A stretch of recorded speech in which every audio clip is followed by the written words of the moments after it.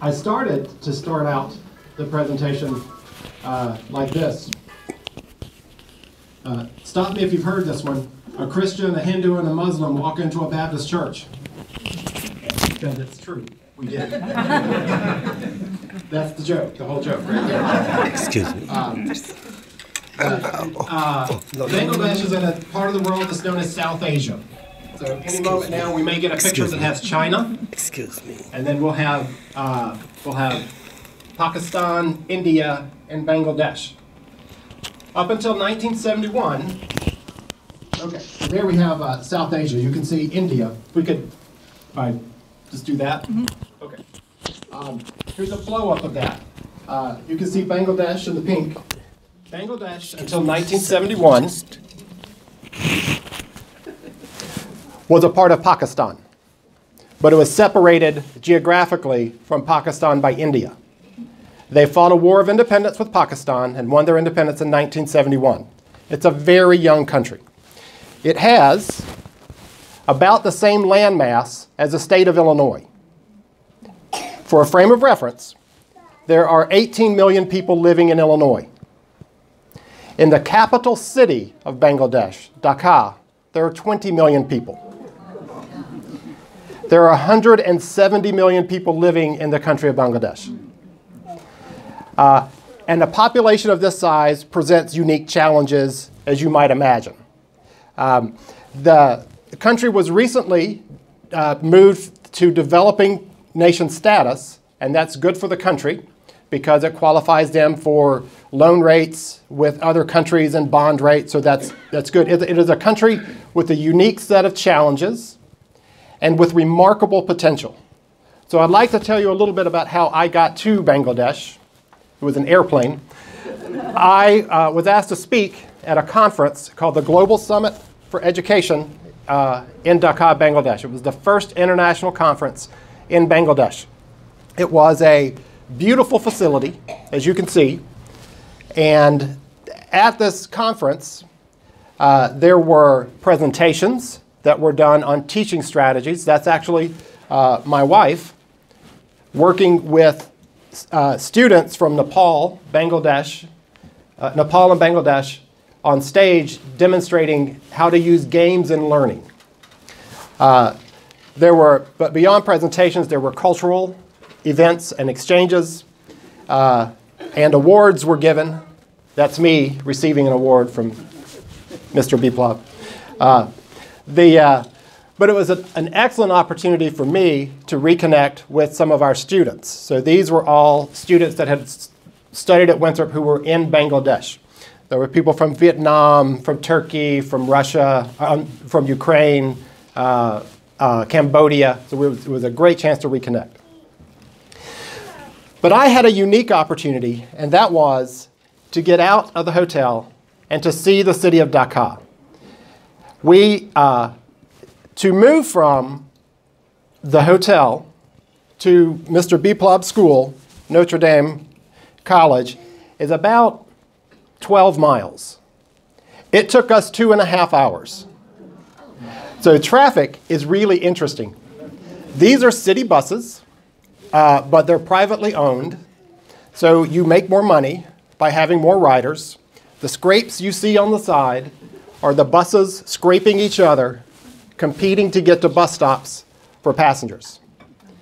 If one bus thinks a bus has been there too long, they'll just bump it. For you NASCAR fans, you think rubbing is buses in Bangladesh. The bus system is a unique set of challenges for the country of Bangladesh, which I will not get into here. But I wanted to give you a feel for what it's like to travel on the streets of Bangladesh. So buses are one way. The other is the rickshaw. And the rickshaw is iconic to Bangladesh. It's a pedal-powered, three-wheeled vehicle. I love this picture because there are 3 men in a rickshaw. These are very, very creative people. Because if you look, there's a toolbox, a yellow toolbox, and a ladder. So they're moving to a job site using a rickshaw. And that's very, very common for people to move like that. If you look carefully, you'll see that this man is sitting on top of a number of packages in his rickshaw ride.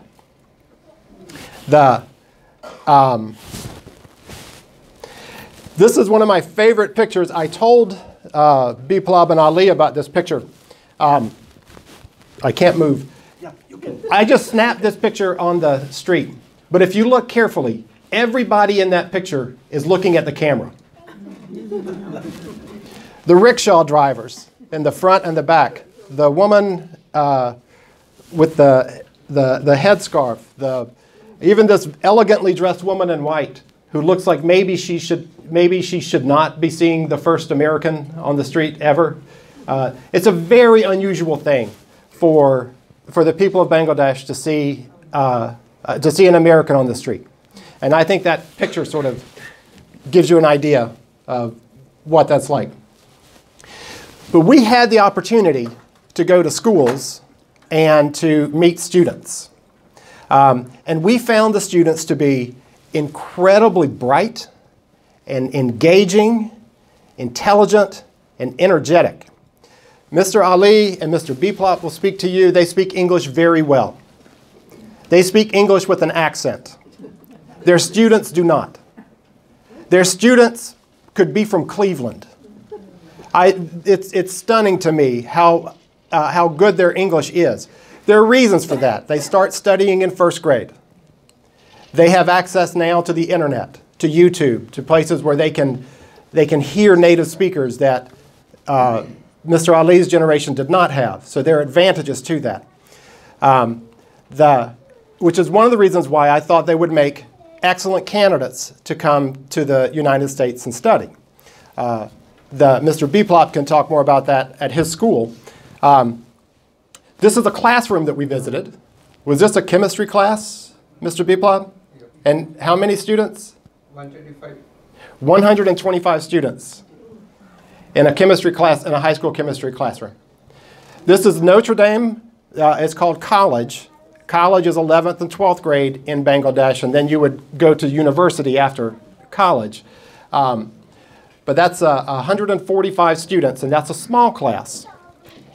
You can see there are actually empty seats in the back if you look carefully.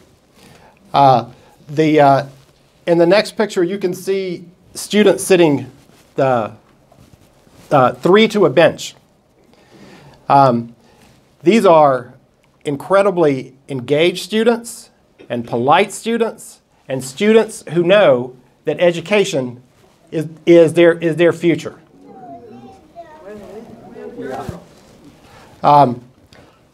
Where are the women?